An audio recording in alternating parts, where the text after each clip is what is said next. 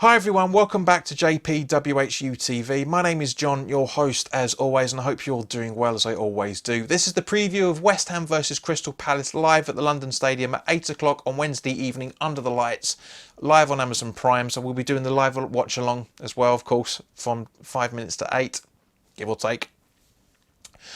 This video is sponsored by the channel sponsor 3retro.com. Please click the link in the description below that will take you directly through to the West Ham section of their website, where you can purchase some very nice retro gear, guys, as you can see from the animation up here.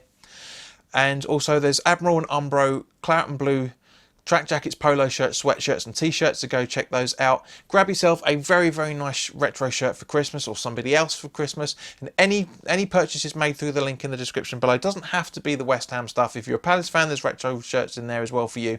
There's England retro shirts in there, a lot of very nice retro gear in there. Any commission I will be earning from that, I will be sending directly to Iron Supporting Food Banks. For those that have been watching the channel over the last few weeks, every single live stream I've done, there's been a ticker going across the line to donate to the charity. So I'll be donating your contributions from buying those shirts. So thank you very much, guys. Now let's turn to the officials for this game. The referee is David Coote. His assistants are Lee Betts and Nick Hopton.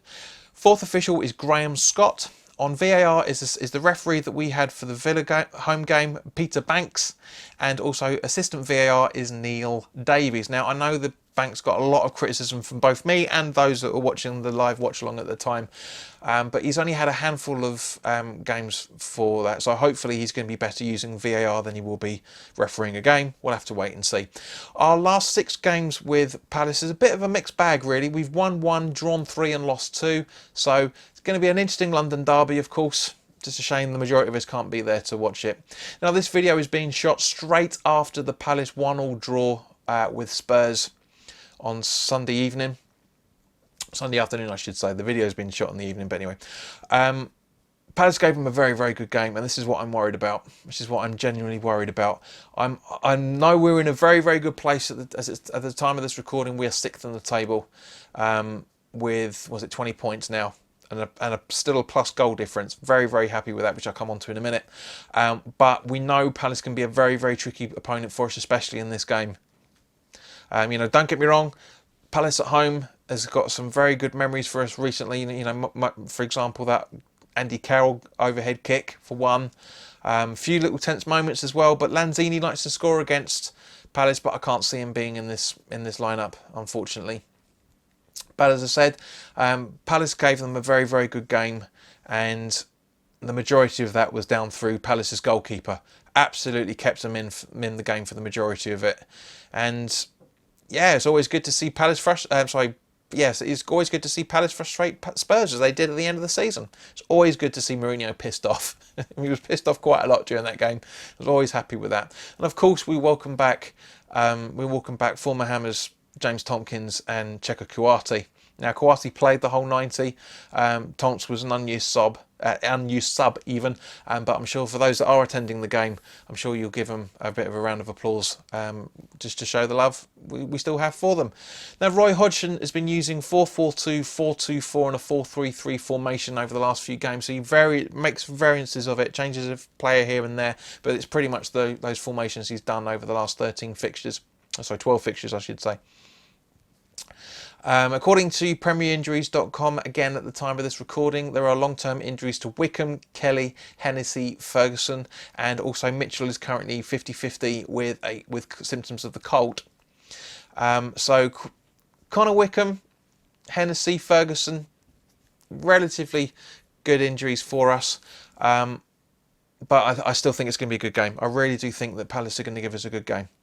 Now, turning to West Ham, I just want to say thank you to everybody that joined in and subscribed to get us to 99% to 1720 subscriber mark during the Leeds watch along. It was a very fantastic conversation to have with you guys.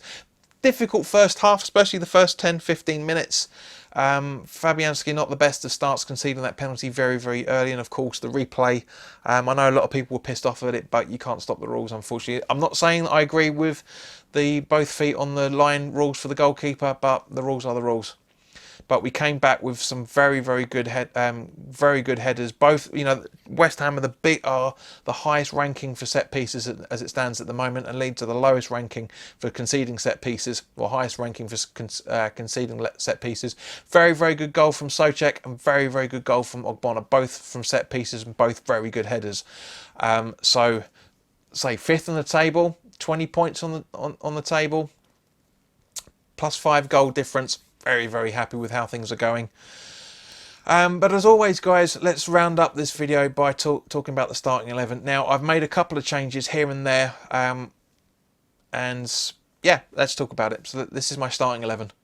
Fabianski in goal, with a back three of Balbuena, Ogbonna and Creswell. Soufal and Johnson as the attacking wing backs, with Rice and Souček in midfield, with Bowen, Allaire and Benrahma up front. Now, I know it's a bit harsh dropping Pablo Fornells. I know it is, but I said in last week's video this is a make or break game for him against Leeds.